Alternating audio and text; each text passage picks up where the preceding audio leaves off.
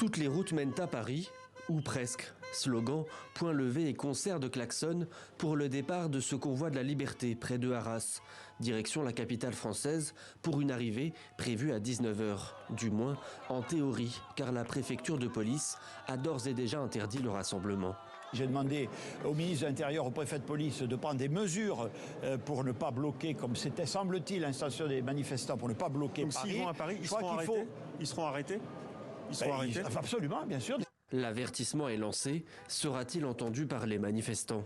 Le mouvement des convois de la liberté, directement inspiré de celui du Canada, entend lutter contre les mesures sanitaires. Son principe est simple.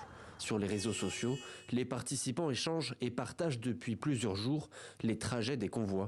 À chaque arrêt, de nouveaux manifestants les rejoignent. On en a marre d'être masqués, on en a marre que nos enfants soient masqués, on a envie de vivre une vie saine, sereine, dans la bienveillance et surtout d'avoir le droit d'aller où on veut en fait. L'initiative n'est pas sans rappeler celle des Gilets jaunes, d'autant que les revendications en France concernent aussi la baisse générale du pouvoir d'achat. Il y a un ras-le-bol total.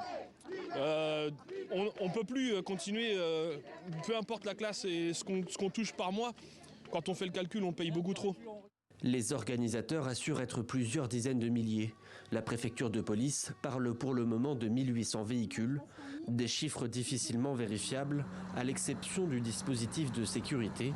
Près de 7200 policiers seront mobilisés ce soir pour empêcher le blocage.